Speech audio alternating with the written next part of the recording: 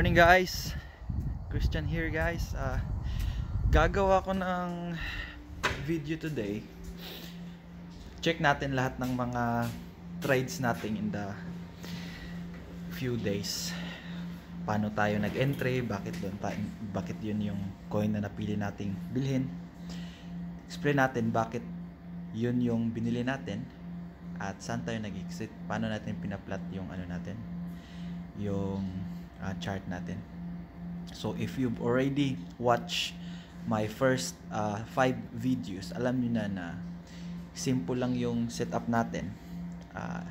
It's about lines and waves, which means ginagamitan lang natin ng support and resistance, tapos MA13 at MA20.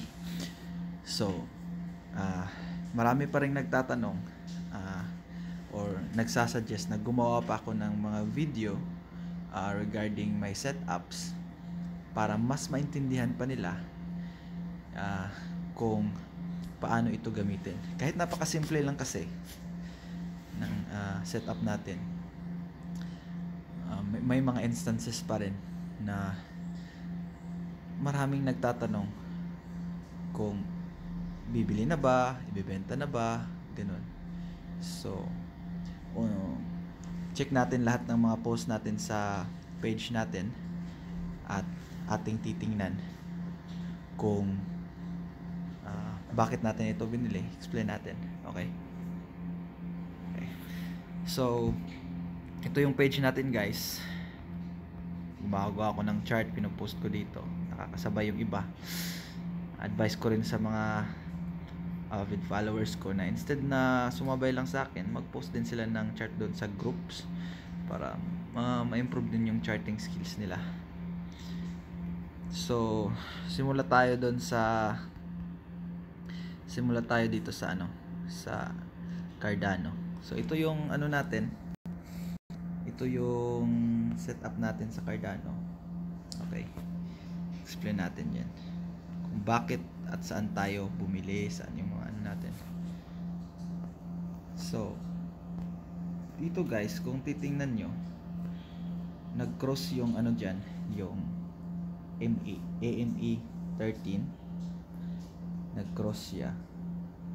It is under MA20 kasi yung MA20 natin yung blue na wave, tapos AME 13 natin yung red. So nag-cross siya dyan, potential short play yan. So kita nyo naman, bumagsak yung price hanggang dyan. So question is, kailan natin yan ibebenta? Okay, so or i-close yung position natin. So nakadepende lang po yan sa inyo actually. Kung masaya na kayo sa 10%, nagbenta kayo, ayos na yun.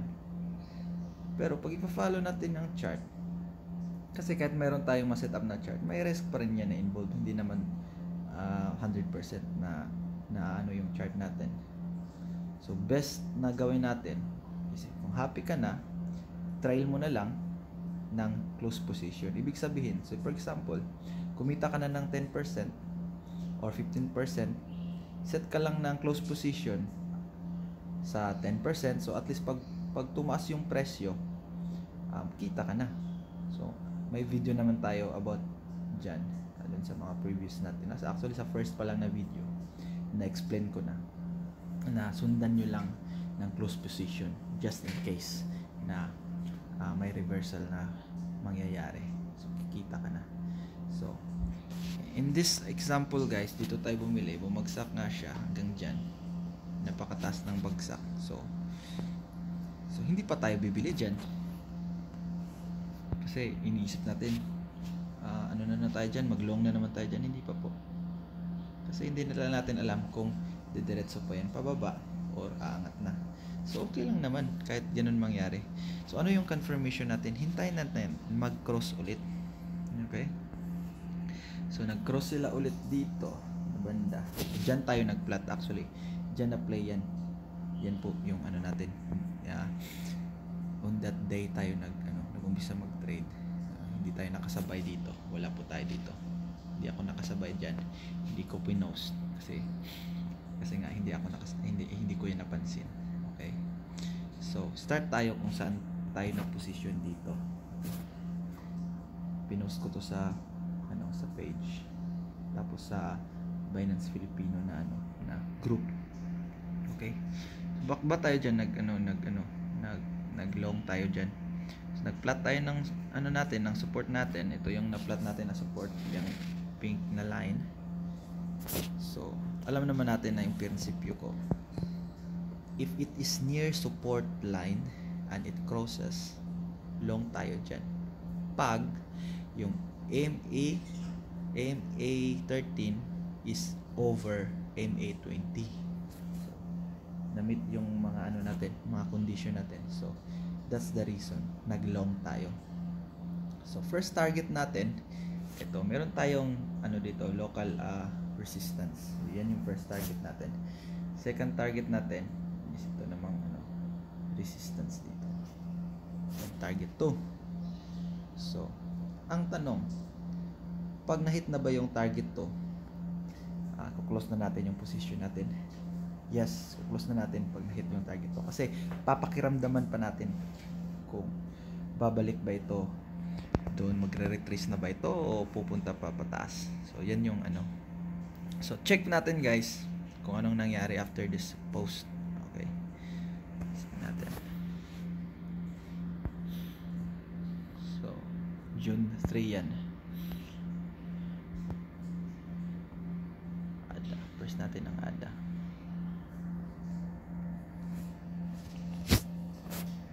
So ito nangyari, ito yung naset natin na cut loss. Dito tayo nag-entry. Okay, yan yung entry natin, di ba? So tumaas nga siya, na-hit yung target natin dito. Tapos pag hit ng target, nag-close tayo ng position dyan. Okay, pag close ng position, kasi papakiramdaman mo pa ba kung anong mangyayari. In this case, dumiretso ng dumiretso, kaya nag-long agad ulit tayo dito, like above resistance. Tapos nang na-reach na yung natin, target 2 natin, nag-retrace na siya, bumagsak na naman yung presyo. So yun yung nangyari. Okay, so binili natin yan kasi first, near support, tapos na-meet yung condition natin, nag-cross, na-hit yung target 1, nag-close position tayo, pinakiramdaman natin kung tataas pa ba siya. So about this way, this price range, bumili, nag-long ulit tayo, target yan, target 2, hit naman yung target 2, nag-retrace. Yan yung nangyari.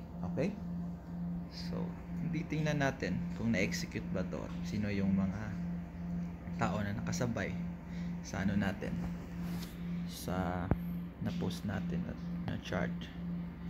Check lang natin yung yung group natin. Oopsie.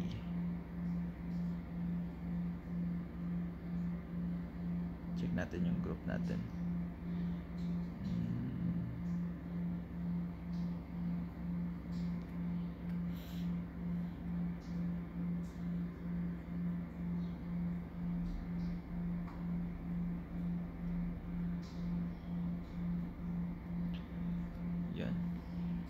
Check natin yan, na-post natin yan dyan.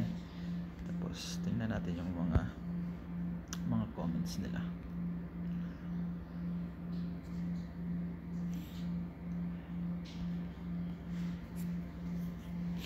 So si Vargas Nico, naka-entry siya. Okay, agad-agad kumita tayo ng 10%. So in-screenshot lang natin yung kita natin, makasabay din yung iba kasi pataas pa ng pataas. Kumita tayo ng 40%. So by this stage, okay, by this stage, na-hit na yung target 1. Yan na, hit na yung target 1 natin. So nagbenta na tayo dyan. Okay, Yun yung kita natin, 48%. Tapos dumiretso pa yan ng dumiretso hanggang sa na-hit yung target to. So yan, sabi ko na congrats sa mga sa atin, nakasabay.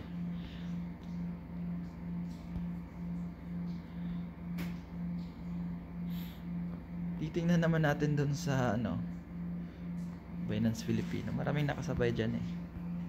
Nakakilala lang din natin. Ayan. Si Dinis, nakasakay siya. That's 54%.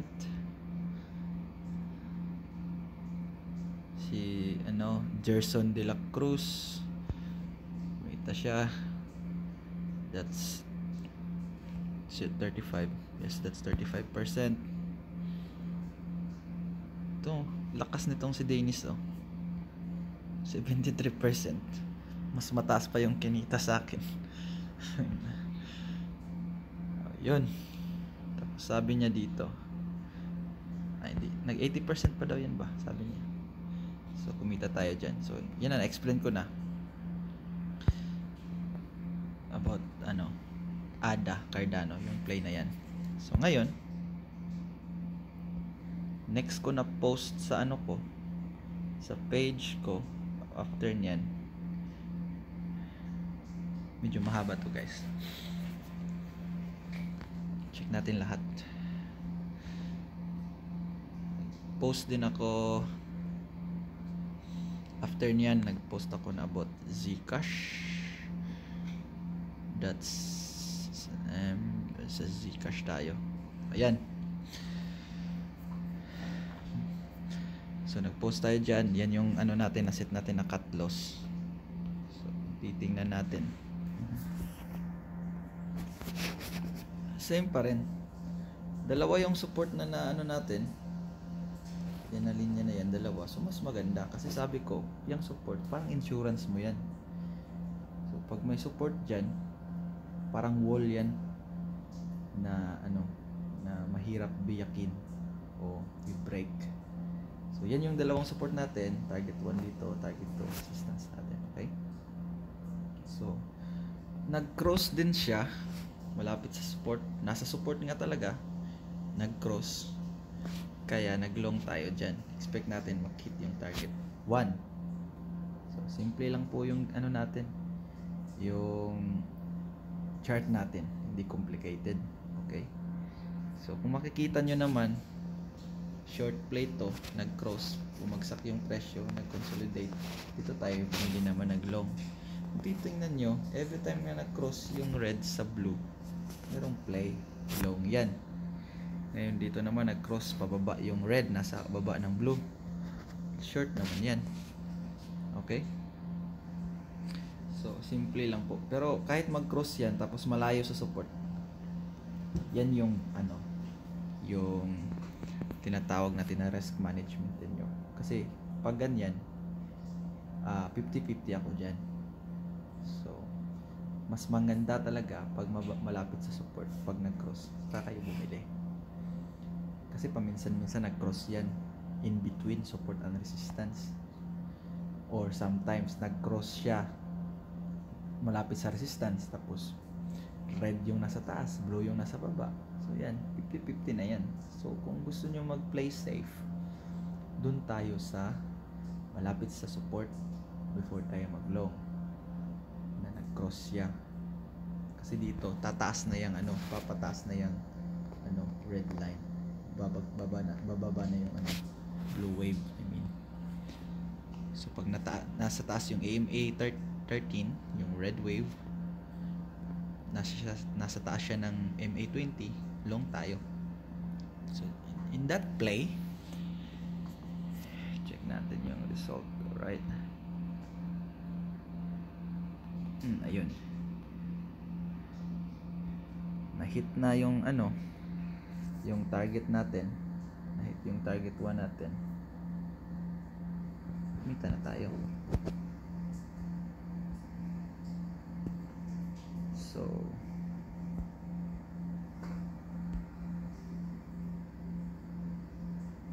kumita tayo 40% sa play na yan. Naka 20x lang yung leverage natin. Explain ko na to. Yung leverage, pag 1 hour yung chart ko, nasa 10 to 20x yung leverage na ginagamit ko. Yan yung preference ko. Hindi naman ibig sabihin yan yung dapat yung gawin. Based on my experience, yan yung pinaka-effective. Okay? Pag gusto niyo naman ng taasan ng leverage niyo, medyo risky siya. Kasi imagine, every 1% na change, tapos yung leverage niyo naka 100 kayo. 1% lang yung kailangan na changes. Kung negative yung change, tapos naka long kayo, liquidate kayo agad. That's how it works. Malamig na ngayon dito guys sa New Zealand, kaya nakasuot ako ng jacket, tapos katatapos lang ng work, kaya gumawa ko ng short video. So that's 41% nakita. Okay, marami ding dyan nakasabay dyan.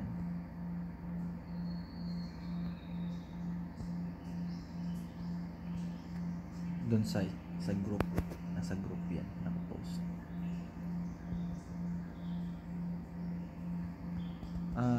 Ano ba? Yung kahapon naman, gumawa ko ng kahapon, ng chart kahapon. So first tingnan natin yung Bitcoin. So yan yung chart ko sa Bitcoin kahapon. Okay, tapos i-check natin ngayon kung anong nangyari. So in that chart, explain ko lang, yan, resistance yan, kaya may ko na arrow dyan. So yun yung target natin sakaling ma-break yung resistance. Tapos yan, gumawa ko ng mga support line. The same pa rin guys, maraming linya yan kasi support resistance. It's about support and resistance yung chart. It's about lines and waves. So guys, dito consolidation yan. So mahirap anuhin yan kung kahit sabihin na natin nasa baba na yung na yung blue. Tapos kasi kahit nasa baba na yung blue, parang dyan lang nagpe-play yung price ba.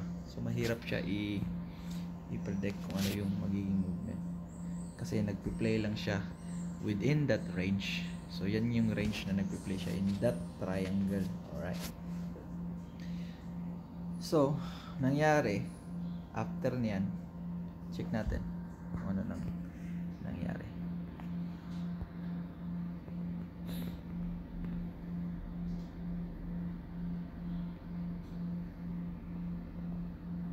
So kung na-follow nyo yun guys, pag breakout, kasi green yung kandila nang nag-break siya, check lang natin yung price range. Hindi ako nakasakay dyan guys, madaling araw nang nangyari yan dito sa amin. So ito, pag nag-breakout nito green, dyan nag-breakout, tapos nakasabay kayo before siya nag-red, may play na rin kayo 77%, tapos naka-leverage kayo ng mga 20x. Sabihin na lang natin sa mga 15% na yung kita nyo.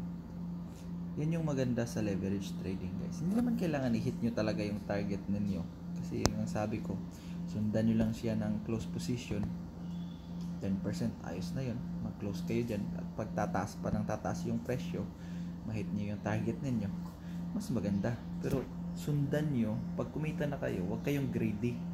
Sundan nyo na agad yan ang close position. Start kayo kahit sa 10%, ayos na. So by that time, kumita na kayo by that time. So kahit nag-expect kayo na tataas pa siya dyan, bumaba na yung price, ayos lang, kumita na kayo. So hintay na naman kayo sa sa next na chart. Gawa kayo ng chart kung ano pang kasi na-break na yung yung resistance niya ba. Yan yung resistance natin na ginawa. Hindi naman all the time yung resistance horizontal. May mga linyang ganyan. So, ito support natin yan. Pag kung wala yan na-break yung support, babagsak yung presyo. Yan yun guys. So that's for our Bitcoin. Tapos isa pa na natin sa page, itong XRP. Yan yung XRP guys. Ito yung explanation ba't ganyan yung plotting ko sa XRP. Okay, explain natin. So meron tayong ginawang ano dito, support dyan. Ito yung resistance natin. Alright, so kung na-break yung support, dyan na yung play ko. Hindi naman all the time na mapapalo yung ano natin, pero most of the time ganun yung mangyayari. So yan, ito yung support natin guys, support, yan yung resistance natin. So ba't tayo nag-plot ng support dyan? Kasi from here, dito siya nag-low, titingnan nyo naman pataas. Every time na babagsak siya dyan, magbabounce siya, bounce. So ganun yung play posible mangyari. So pag ma-break yung ano natin, pag ma-break yung point na yung linya na yan, yung support, posible bubulos siya pababa. Pag ito naman yung ma-break, tataas naman siya. So check natin kung ano nangyari ngayon. XRP,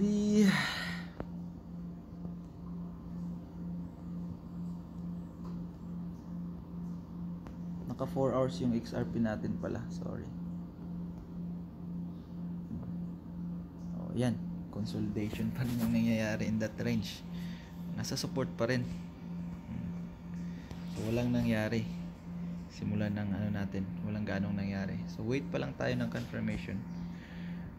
Pag ano, wait tayo na ma-break yung support or ma-break yung resistance. Pwede kayo mag-long, pwede na actually kayo mag-long ngayon. Pero yung ano ninyo, yung cut loss ninyo is pag ma-break yung support.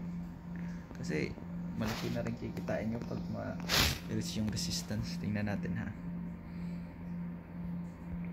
Ito price range, click nyo yung price range. Kung maaari tataas siya papuntang resistance. Oh, malaki na yan. That's 1. Sabihin natin 1.5%, naka times 10 kayo, 15% na yan. So ayos na yan. Pwede na kayo mag-long dyan.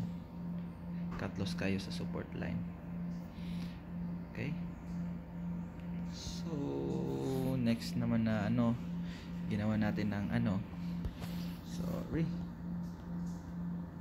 XRP, Bitcoin, Link. Sabi ko rito, wait for it to cross before long. Okay, check natin yung Link, kung nag-cross na ba yung Link. Pala yung Link, medyo mataas na yung video natin guys, nag-lag pa. Ayun, ka 4 hours tayo sa Link, so adjust natin 1 hour lang. Okay, ito sabi ko, hintayin natin na mag-cross. Meron talagang nangyayari pag nag-cross. Hindi perfect, pero tataas talaga yung presyo. Tingnan natin, nag-cross siya dyan, diba? Expected natin tataas yung presyo, hindi nangyari. Pero pag nag-ano kayo, na-tsempuhan ninyo sa pag-cross ng linya, meron na kayong kumita na kayo. Sabihin na natin dito, price range tayo. Pag-cross, dito kayo nakabili. Okay? Ay, hindi pala siya nag-cross talaga, nag-touch lang siya. Sorry guys, mali ako guys. Walang play dyan. Sorry. Wala tayong play dyan. Kasi titingnan natin. Nag-touch lang sila. Pababa pa yung ano, red. Dapat kasi pag ganito yung red, explain ko sa inyo. Dapat pag ganito yung red, ganoon, tapos yung blue sa ganun, at least. Kung nakita nyo naman, gumanon, nag-touch lang yung red sa blue, tapos parang gumanon na, walang play dyan. So check natin yung next, yung ADA. Sabi ko wait for cross or take more risk. Check natin yung ADA dito.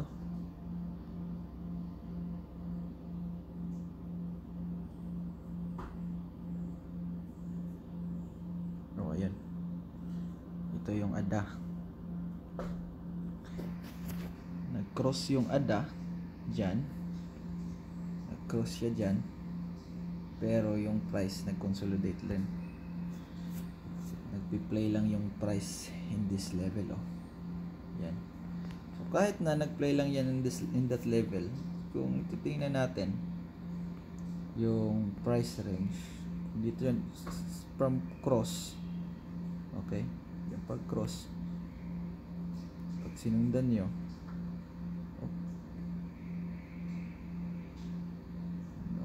yan, 0.64%.